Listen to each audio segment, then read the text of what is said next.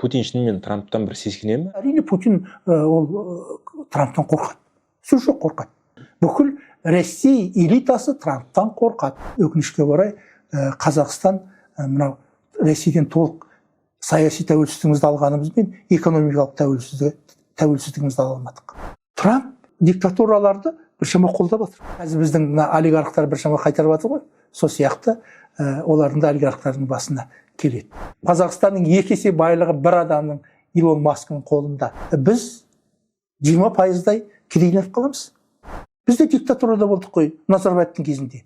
Оны қазақшын айтып отырмын. Персия бола алмайды қазір Иран, Персия бола алмайды. Әлем бір үлкен өзгерістердің алдында. Армысыз жасалыс YouTube арнасының көрермені.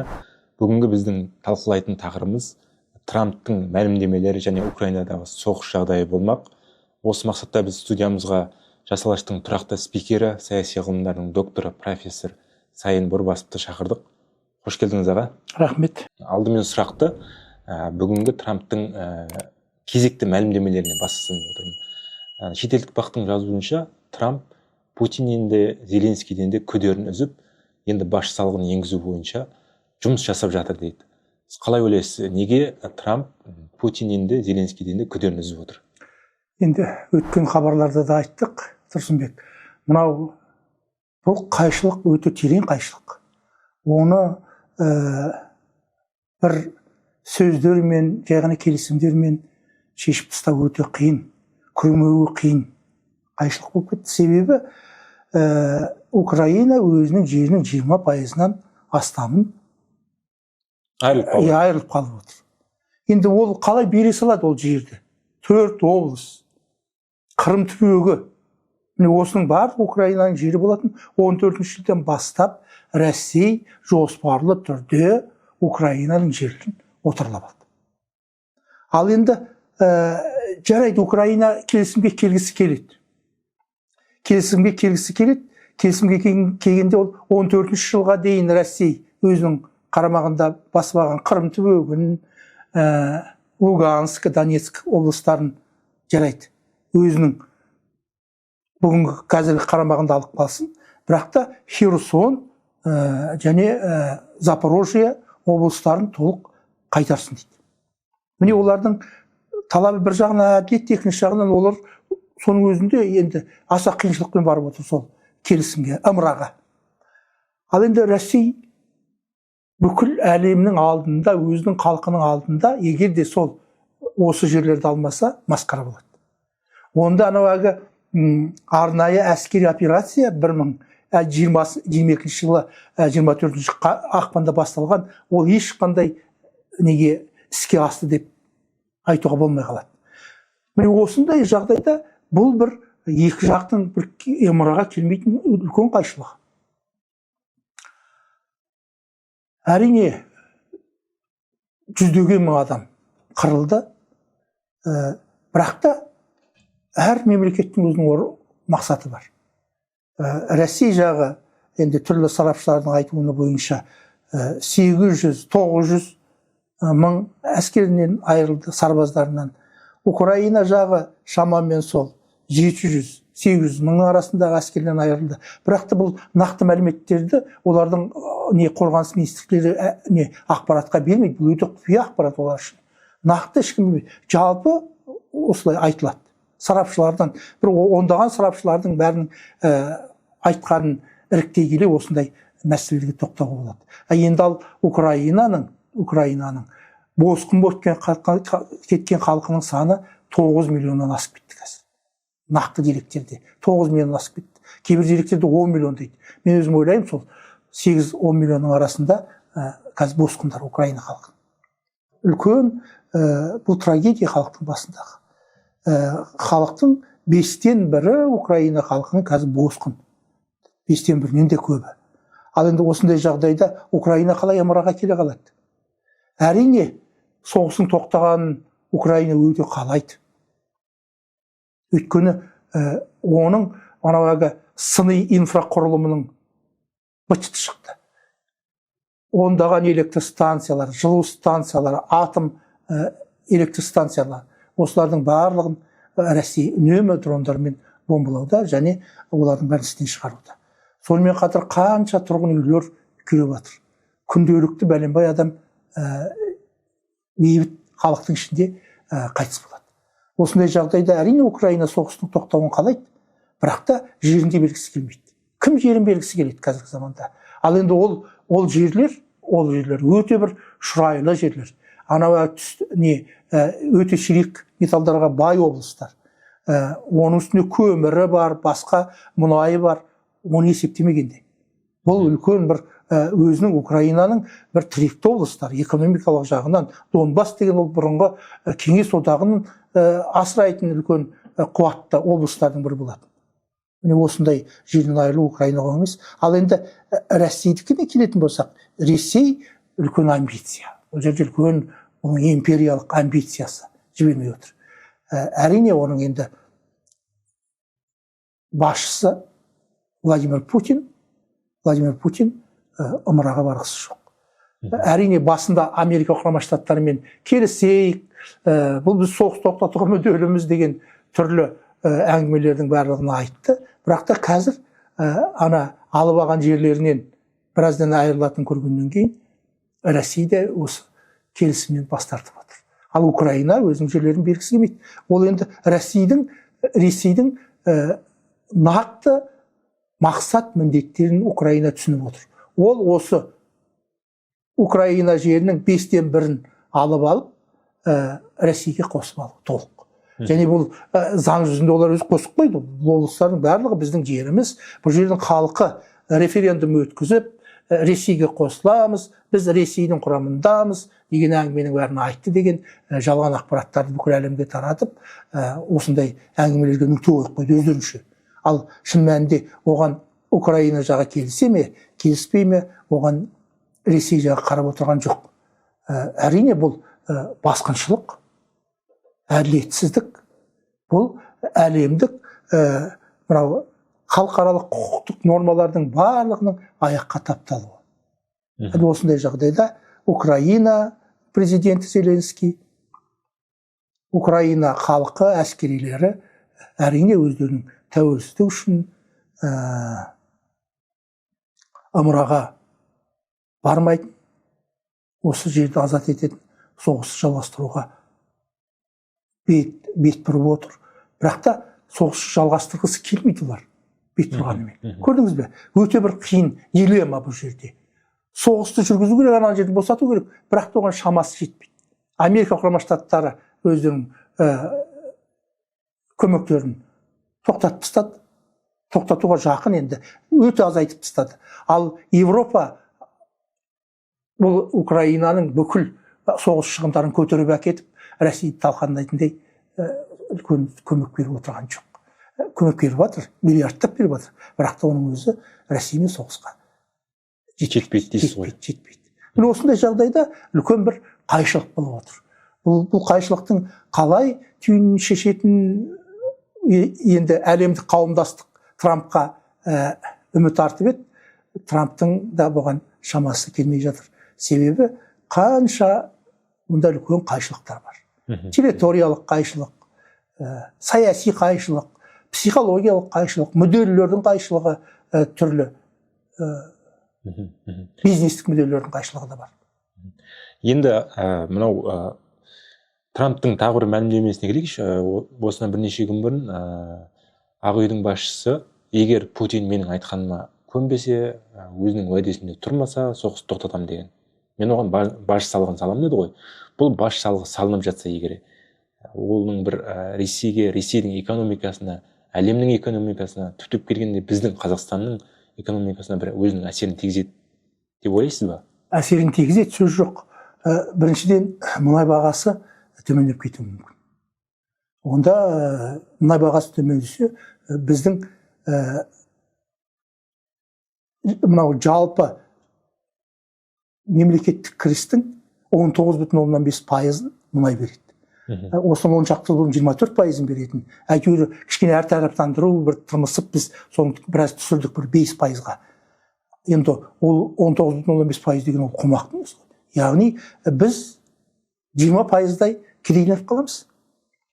егер де мысалы қазір $72 біздің мұнайдың мұнай баррель құны. Ал енді ол $50 түсетін болса, немесе $40 түсіп кететін болса, онда біз Қазақстанның халқы бірден 20%-ға кедейленеді деген сөз. Көрдіңіз бе? Жалақылар алынбай қалады. Көптеген әсіресе мұнайлы өңірлерде жұмыссыздық пайда болады. Өйткені мұнай сатылмағаннан кейін мұнай өңдеу мұнай өндіретін кәсіпорындардың бәрі тоқтайды ғой. Әсіресе Теңізшевройл, Қарашығанақ сияқты үлкен мұнай өндіретін кәсіпорындардың тоқтап қалуы ол үлкен неге әкеледі. Ал енді жұмыссыздық өсіп кететін болса, онда біздің мынау халықтың әлеуметтік наразылығы күшейіп кетеді. Көрдіңіз бе? Сол жағынан бұл бізге тікелей соқтықпаса да жанама үлкен соқтығулар болады. Ал енді Ресейдің де өзі шықпа жаным шықпа деп отыр. Олар қазір өзінің мұнайын бұрынғыдай көп сата алмай отыр. Европа мемлекеттерінде тіпті газын алып жатыр, бірақ та мұнайын алуды өте азайтты.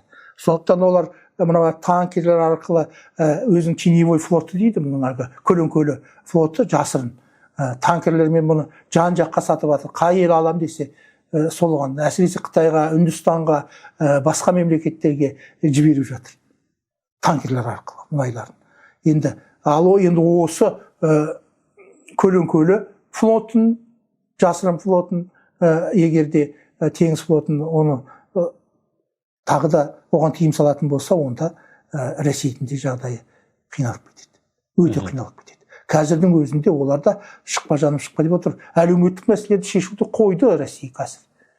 Өзінің мемлекеттік бюджетінің қазір 20%-ға жуығы. Ресми түрде 13% деп айтылады. Ал шын мәнінде көптеген сарапшылар 20-25% тікелей қорғанысқа дейді, қорғанысқа сонда соғыс шығындарына жұмсалып отыр. Әлеуметтік мәселелер өте қиын. Сондықтан Путиннің өзіне де бұл үлкен қауіп, Россия экономикасына да үлкен қауіп. Ал енді біздің саудамыздың, сыртқы саудамыздың 35-40% мен Россиямен байланысты. Біздің жүздеген кәсіпорындар, мыңдаған бизнес құрылымдарының барлығы Россиямен байланысты. Осылардың барлығына зиян келеді. Ал енді біздің өкінішке орай Қазақстан мынау Ресейден толық саяси тәуелсіздігімізді алғанымызбен экономикалық тәуелсіздігімізді ала алмадық. Ресейге біз көп жағдайда тәуелдіміз.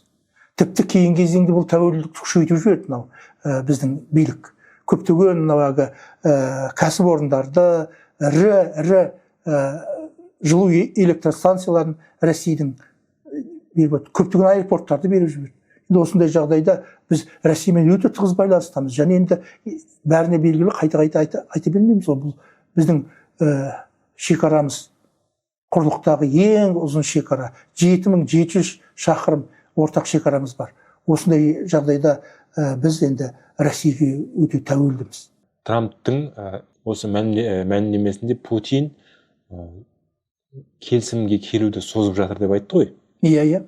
Зеленский де мынау сирек металлдарды беру бойынша Америкаға. Ол да бір келісімдерге келіспей, ол да созып жатыр. Бұлардың арасында бір байланыс бар ма? Қалай ойлайсыз? Жалпы екі мемлекеттің де басшылары бұл бейбіт келісімге келуді не үшін созып жатыр деп ойлайсыз? Енді екі мемлекетте бейбітшілікке мүдделі. Екі мемлекеттің халқы да мен ойлаймын бейбітшілікке мүдделі. Қазір орыстардың өзі бұрын уралап біз талқан етеміз деп еді, қазір ондай психологиялық ахуалы жоқ. Енді Украинаға келетін болсақ, Украина сирек металдарды бар жерлерде бермек болды. Америка құрама штаттарына. Оған өзі барды арнап. Бірақ та енді Америка құрама штаттары өткен хабарда да айттық, бұл өте Украинаның мүддесіне, мемлекеттік мүддесіне, экономикалық мүддесіне мүлдем кереғар ұсыныстар беріп отыр. Осындай кезде әрине Зеленский ол бас тартты. Сирек металдарды беріп, Америка құрама штаттарының компанияларды Украина жерінде сирек металдарды өндіруіне. Ал енді Путинге келетін болсақ, Путин қайтсем де мына соғыста жеңіске жетем. Осы 4 облысты, Қырымды қайтсем де мен толық Ресейдің қатарына қосам деп. құрамына қосып алам. Міне осы мақсат. Осы мақсатты орындау жолында ол үлкен осындай қиыншылықтарға да төзіп барып келгісі отыр.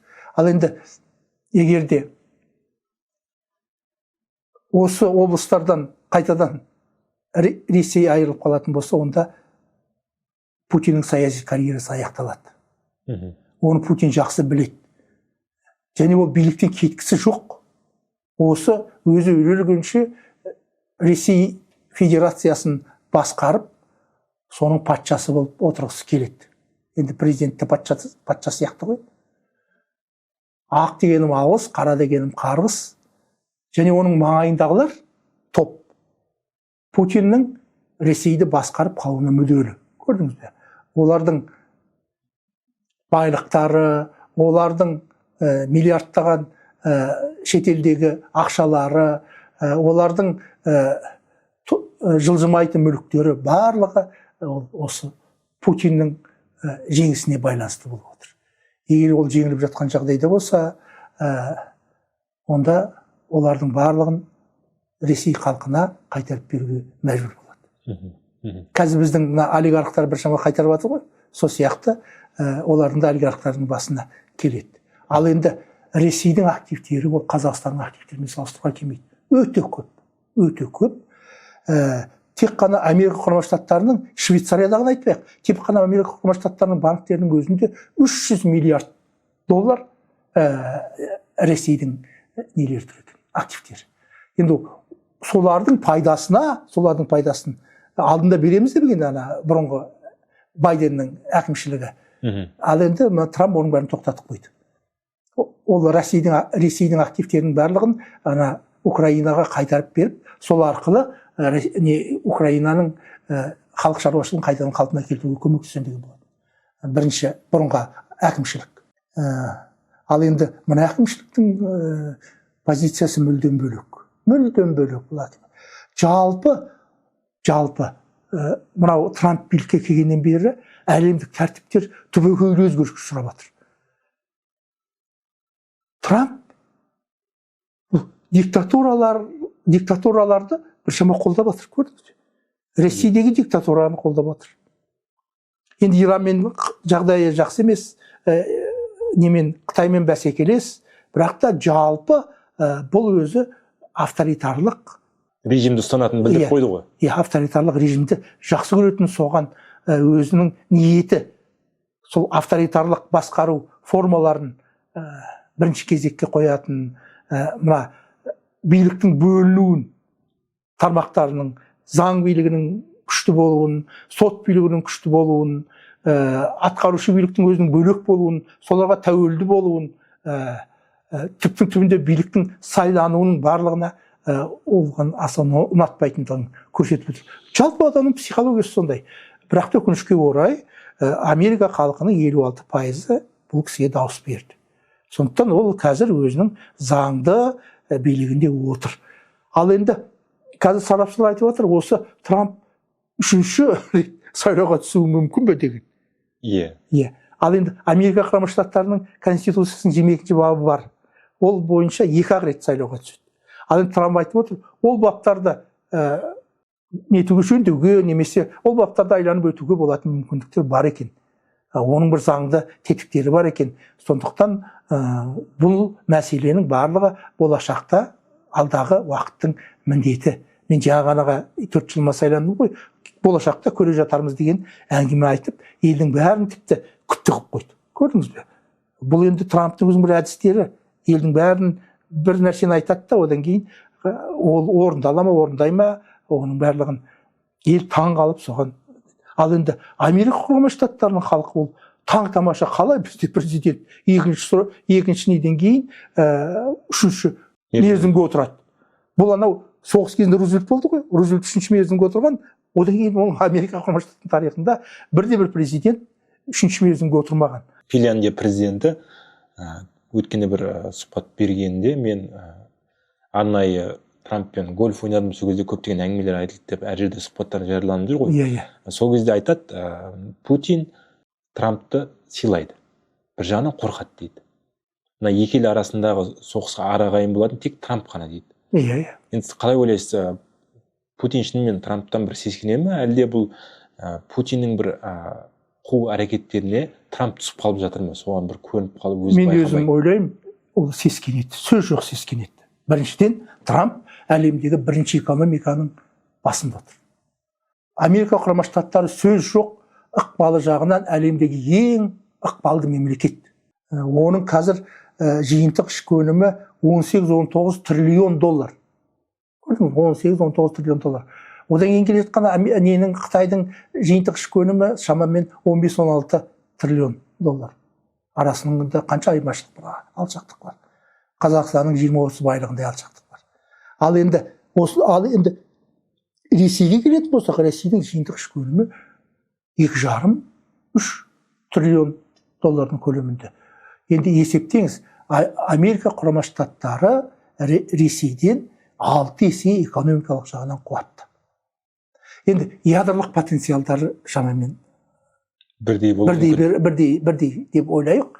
Бірақ та әскерінің ұшақтары, стратегиялық бомбардировщиктері, жаңа бомбалардың түрлері, атом бомбаларының жаңа түрлерінің барлығы Америка құрама штаттарында әлдеқайда күшті. Оны технология жағынан күшті. Сондықтан да әрине Путин ол Трамптан қорқады. Сөз жоқ қорқады. Ол енді қорықтым деп ашық айтпайды ғой еш уақытта. Бірақ та ішінен бүкіл Ресей элитасы Трамптан қорқады. Бұл қандай қылықтар жасайды екен деп. Егер де Трамп Украинаны толыққанды жақтап кететін болса, Ресей тас-талқан болып жеңілетінін біледі. Тас-талқан болып жеңілетінін біледі. Сондықтан қазір олар қуанып отыр. Трамптың Путинге бір оң көзбен қарап іш тартып отырған. Ал енді неге Трамп Путинге іш тартады десең, Илон Маск қазір Америка құрама штаттарында үлкен беделге ие болып отыр. Трамп әкімшілігінде. Ол енді Путинмен бұрыннан телефонмен сөйлесіп, көп мәселелерді ақылдасып, әңгімелесіп, әлемдегі ең бай миллиардер ғой. Оның байлығы қазір 340-360 миллиард доллар көлемінде екен. Қазақстанның жиынтық ішкі өнімі қазір біздің 160 миллиард доллар ғой. Есептеңіз. Сонда Қазақстанның 2 есе байлығы бір адамның Илон Масктың қолында. Енді 14 баласына қанша бөліп берсе де оған жетеді. Тағы да 14 бала таптырып, соларға да бөліп берсе де артығымен жетеді. Олардың бәрі миллиардер болып шыға келеді. Көрдіңіз бе? Оны қазақшын айтып отырмын. Бірақ та сондықтан ол Трампты өте жақсы көреді. Кімді? Путинді. Өте сыйлас Путинмен. Енді соның да бір ықпалы бар ғой. Және жаңа айтып кеттім ғой өзі. Трамптың өзі диктаторлармен жақсы болғанды қалайды. Және соның өзіне сол жағынан да бар. Ол Путинмен жағдайды осы біршама түсіп, сол айтқаныма көндірем деп отыр ғой. Ал енді Трамптың бұл жерде отырысы қандай десең, ол енді бүкіл әлемге жариялап, мен бір күнде, 2 күнде соғысты тоқтатам деп уәде беріп қойды. Популистік уәделерді беріп қойды. Мен Газадағы соғысты тоқтатам деді. Газадағы соғысты тоқтатты бір 2 ай. Енді қазір қайтадан басталып кетті. Хамаспен қазір сақал қайтадан соғысып жатыр.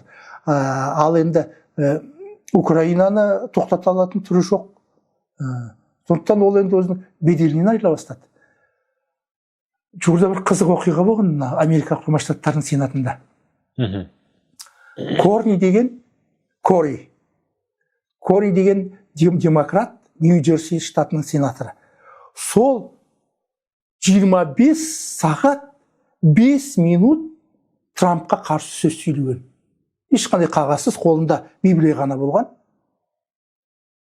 Бұлай сонда Трамптың билікке келгеннен бергі 2,5 айда істеген қылықтарының барлығын, қателіктерінің барлығын жіпке тізгендей болып, Америка құрама штаттарының сенатында сол демократ Кори 24 сағат 5 минут сөйлеген.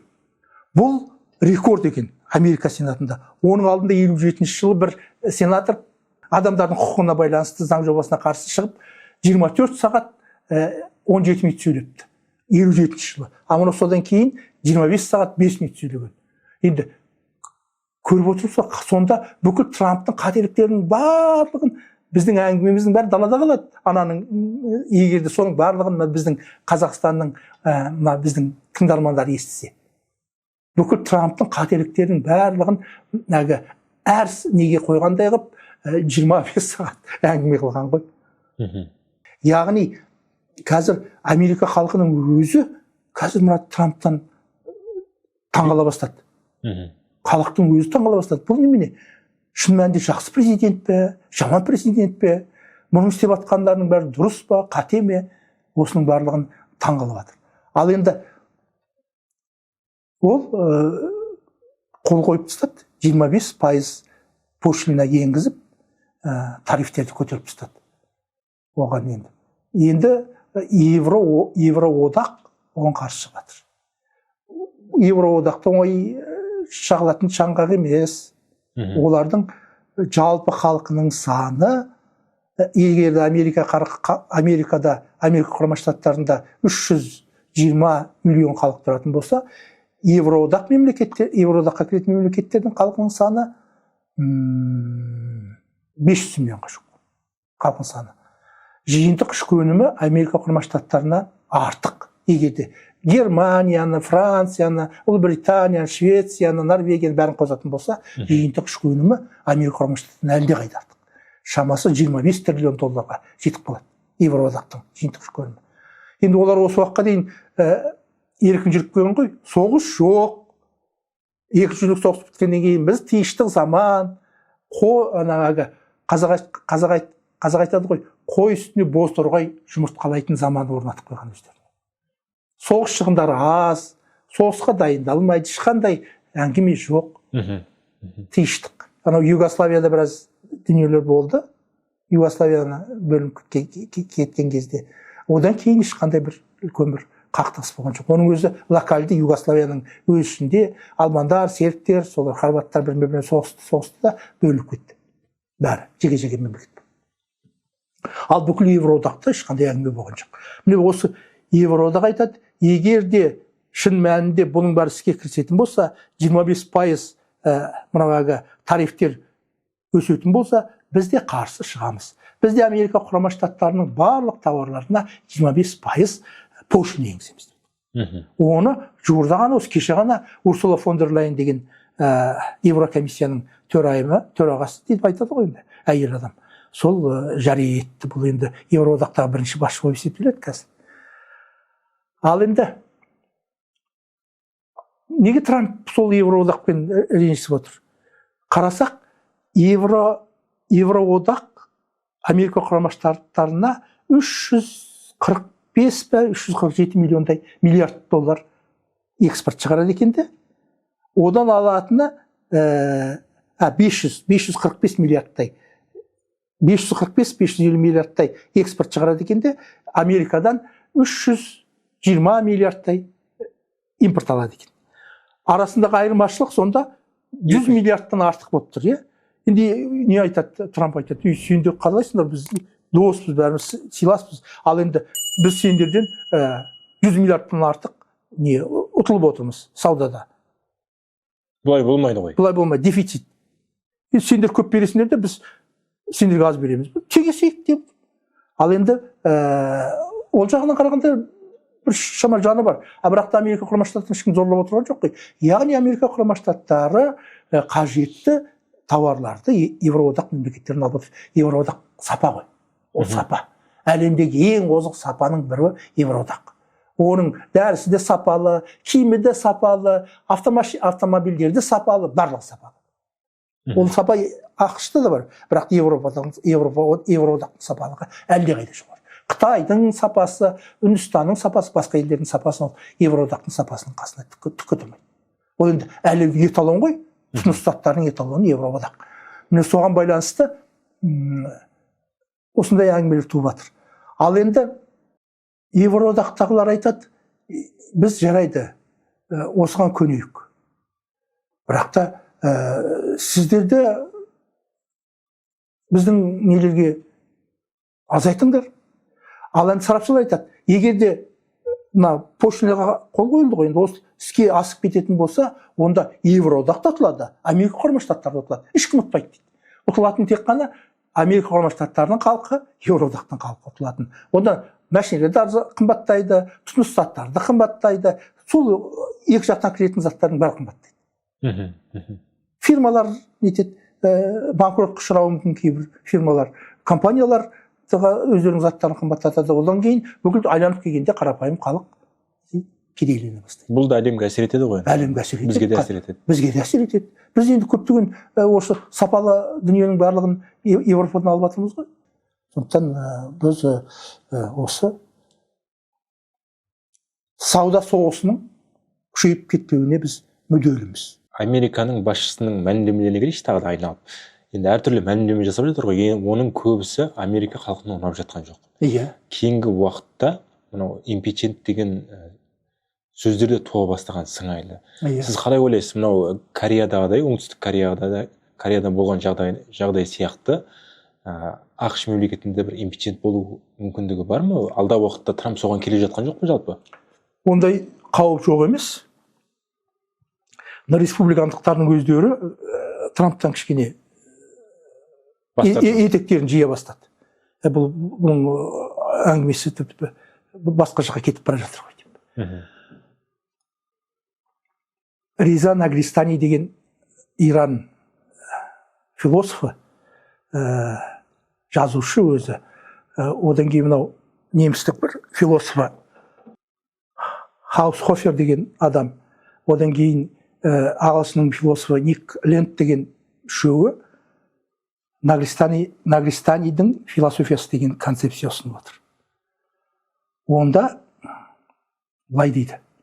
Бұл концепцияның мәні бұл мынау қараның ағаруы. Қараның ағаруы. Темное просветление дейді. Темное просветление. Ана өзі коллапс деген журналда жұмыс істейді екен, Нагристани. Ирандық, бірақ Америкада істейді ғой. Американың ғалымы болып кеткен. Ал солар айтады, мынау қазір әлем өзгеріп келе жатыр дейді. Әлемдік ұсыныстар, адамдық көзқарастар өзгеріп келе жатыр дейді. Біз демократия дейміз ғой, демократия жақсы жарайды. Демократияда халық сайлайды, халық сайлаған билік халыққа жауап береді де, сол халықтың атынан басқарады. Демократияның мәні осы, әлемдік демократияның. Ал енді дейді, сол халықтың ішінде миллиардерлері бар ғой, миллионерлері бар ғой, олар 1-2%. Анда олардың мүддесін көздейді. Сондықтан қазір миллиардерлер, миллионерлер бірігіп өзінің мүддесін көздеуге стихиялы болса да олар тырысып жатыр дейді. Мысалы, азшылық олар, халықтың азшылығы. Бірақ та ол халықтың құрамдас бөлігі. Демократиялық принциптер бойынша олар еш уақытта билікке келмейді. Өйткені халық өзіне жағатын, өзінің мүддесіне, қарапайым халықтың мүддесін бірінші кезекке қоятын адамдарға дауыс береді. Трамп халыққа жағам, халықтың мүддесін бірінші кезекке қоям, Америка халқын байытам,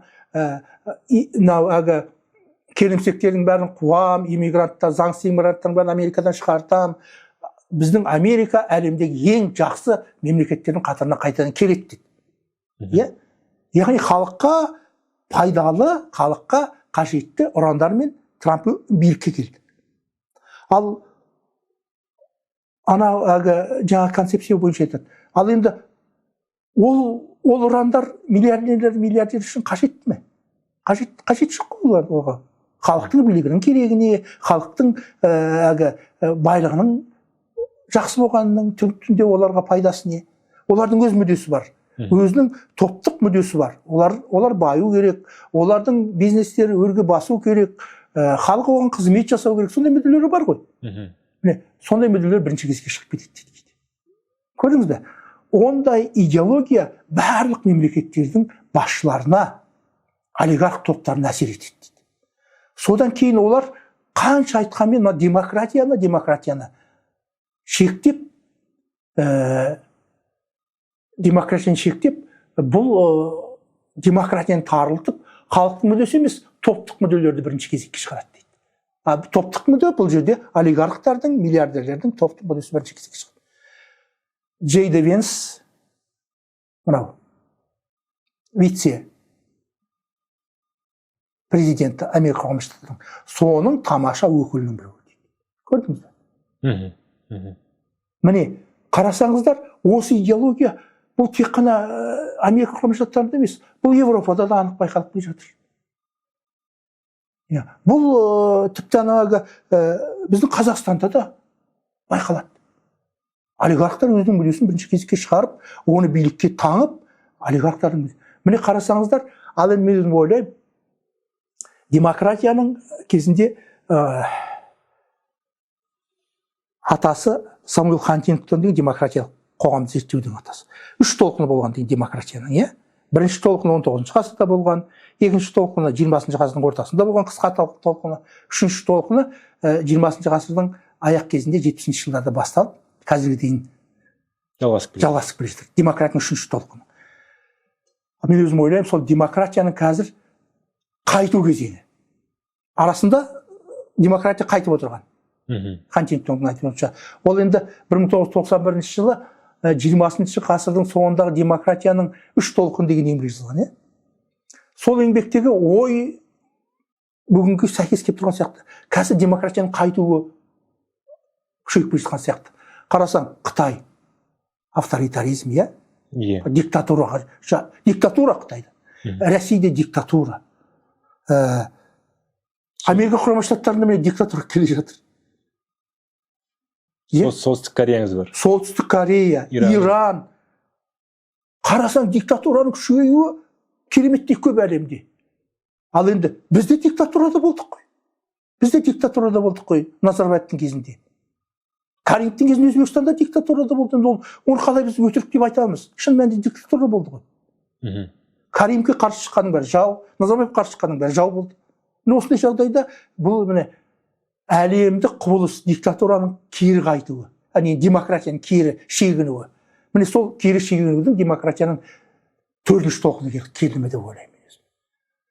Демократияның шегінуін, ал Трамп сол демократияның шегінуінің Венс, Трамп, Рубиолар демократияның шегінуінің 4-ші толқының басындаdır.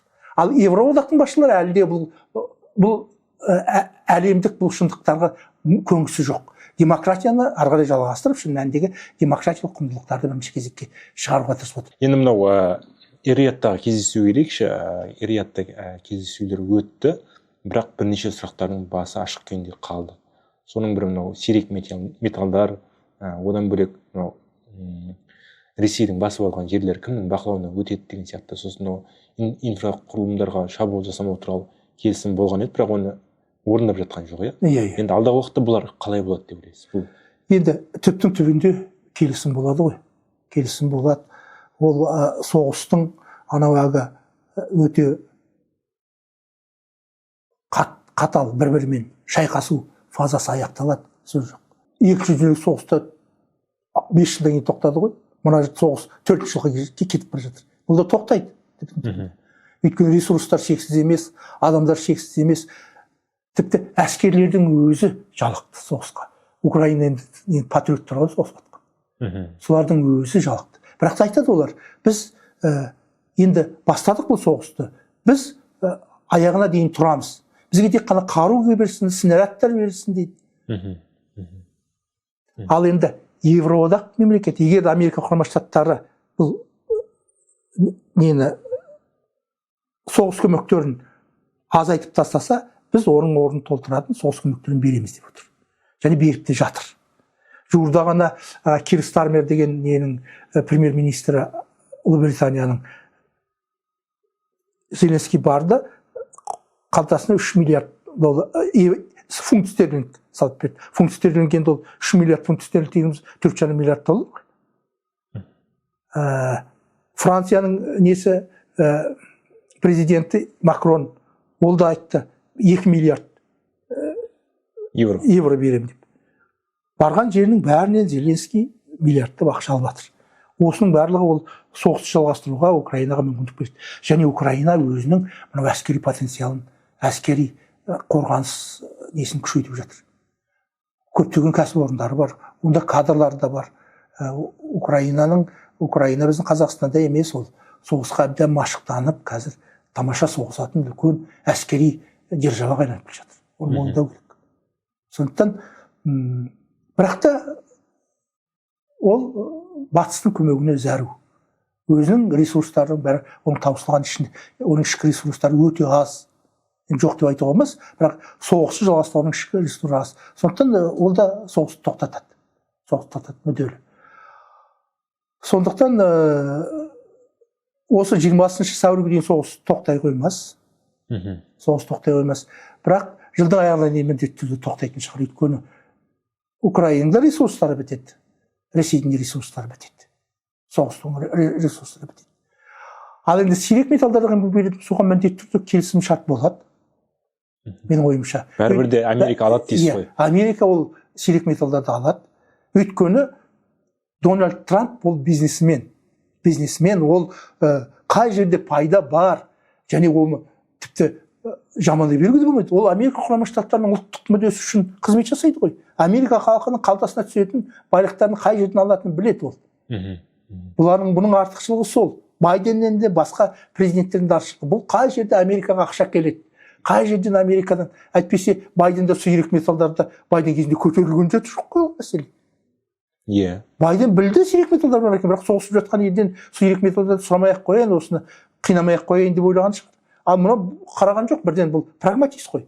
Сирек металдарды сендер бізге беріңдер. Оған Зеленский көнген жоқ. Зеленскийдің ол ұлттық мүддені көздейді. Енді мынау Трампқа қайталап оралайықшы. Трамп біресе бір мәлімдемесіне Панамаға тиісті, енді қазіргі күнде Панаманың көп жеріндегі компанияларды, Қытайдың компанияларын өздері сатып алды қайтадан. Ол мүддеде жеңгендей болды. Біресе Гренландияны өзімізге қосып аламыз деді, Канаданы 51-ші штат етеміз деді. Енді келіп, мынау Иранға қарсы бір мәлімдемелер жасап жатыр. Иранның билігіне ұнамайтын мәлімдемелер. Енді кеше ғана Иран билігі, егер Трамп бізді бомбалайтын болса, бізде қарап қалмаймыз. Бізде ақш-тың мынау Еуропадағы базаларына, солына қиыршықта базаларына соққы жасаймыз деді. Алдағы уақытта бір соғыс, Иранмен соғыс келіп жүр ме, қалай ойлайсыз бұл Трамптың?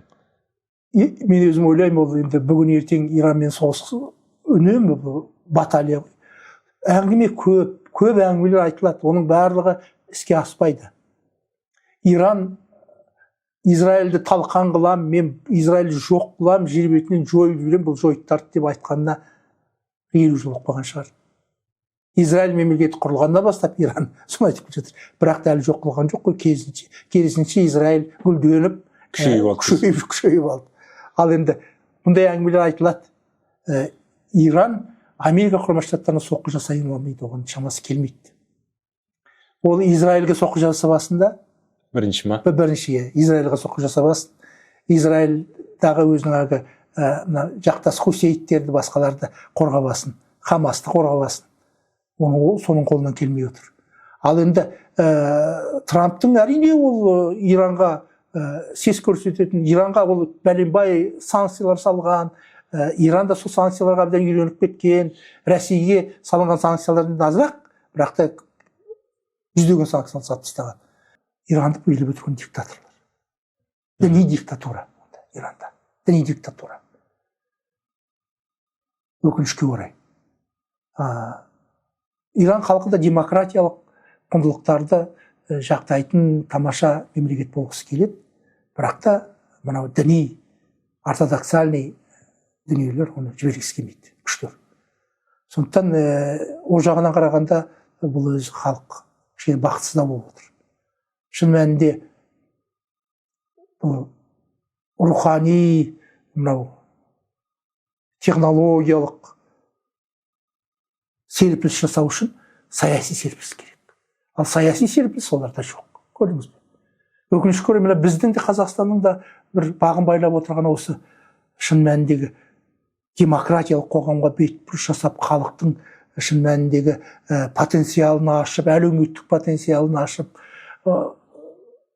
күшін ашып, іскерлігін ашып жіберетіндей реформалар жоқ. Иранда да сондай. Сондықтан Иран қазір бір үлкен әлемдік ықпалға ие болған мемлекет деп айту қиын. Бірақ та өзінің күші бар, енді өзінше тарихи дәстүрлер терең кеткен мемлекет қой. Мыңдаған жылдық тарихы бар. Персия бола алмайды қазір Иран, Персия бола алмайды. Енді соңғы сұрағымды қояйын. Жақында Трамп тағы да бір мәлімдеме жасады, тарифтер, әлемдік тарифтер енгізем деген сияқты, осы тарифтерге қатысты мәлімдеме. Бұл да бір алдағы уақытта бір саяси экономикалық соғыстың келе жатқанын білдірмей ме? Жалпы Украина соғысы жағдайында әлем қай жаққа қарай өзгеріп бара жатыр деп ойлайсыз? Әлем жақсылыққа қарай өзгеріп бара жатқан жоқ, менің ойымша. Демократия, жаңа айттым ғой, шектеліп келе жатыр. Әлемде жалпы мынау сфера влияния дейді ғой, ықпал аймақтарына бөліп алу. Америка құрама штаттары өз ықпал аймақтарын реттейді, Қытай өзінің ықпал аймақтарын, Ресей өзінің ықпал аймақтарын реттейді. Қай ықпал аймаққа кірсең, соның басында тұрған мемлекет бай болса, дұрыстау болса, сол ықпал аймаққа кірген елдердің жағдайы жақсы болады. Ал ол ықпал аймаққа кірген басында тұрған мемлекет диктатуралық мемлекет болса, онда халықтың жағдайы нашар болса, сенде жағдайы нашар болады. Өкінішке орай, біз Ресейдің ықпал аймағында тұрмыз әзірше. Көрдіңіз бе? Сондықтан әлемдік тәртіптер өзгеріп келе жатыр тағы да. Әлемдік тәртіптер, геосаяси тәртіптер өзгеріп келе жатыр. Бұрын жарайды, Америка құрама штаттары басым болды, иә? Америка құрама штаттары басым болды. Бір полистік. Бірақ та Америка құрама штаттары басшылары басқа мемлекеттерге өзінің айтқанын таңып, міндетті түрде оларды құртайын деген ой болған жоқ. Әрине ол мынау диктатуралық режимдерде соққы берді. Ол Ливия, ол Ирак, ол мынау Сирия, ол Ауғанстан. Осындай, бірақ та соның өзіне біз әлем халқы ренжіді. Сен нең бар ол? Диктатура болса өзіне диктатура. Саған зиян тигізіп отырған жоқ қой. Бірақ та міне өкінішке орай ол әлемдік тәртіптерге қауіп төндіреді, Американың мүдделеріне қауіп төндіреді, Американың ірі корпорацияларына қауіп төндіретіндей жағдайлар бар деп, ол сол мемлекеттерге қарсы шықты. Тасталған еді. Олардағы режимдерді ауыстырды. Ирак таптамаша мемлекет болатын. Иә? Оның алдында ол барып Иранмен соғысты 10 жыл әлсіреп қалды. Одан кейін Америка құрама штаттарымен ренжісе бастады. Сол кезде барды да Ирак тасталған шығарды Америка құрама штаттары. Көрдіңіз бе? Ливияда сондай. Ливия таптамаша мемлекет болып келе жатқан. Ал енді Сирияда жап-жақсы келе жатқан. Ол да диктатуралық режим болып бүкіл нені басқа халықтарға зиян тигізе бастағаннан кейін. Ол да қазір өз ішінен соғысып жатыр ғой. Өз ішінен соғысып жатыр. Қазір жағдайы қандай болады? Араб мемлекеттерінің ішінде көптеген сілкіністер болды. Диктатураларға қарсы демократиялық бір қозғалыс басталды. Әлем бір үлкен өзгерістердің алдында. Енді аға, біздің студиямызға келіп, өзіңіздің болжамдарыңызбен, ой пікірлеріңізбен бөлісіп отырғаныңызға сізге көп рахмет. Құрметті көрермен, біз осымен тәмамдаймыз. Видео ұнаса лайк басып, пікір жазып, тарата отырыңыздар.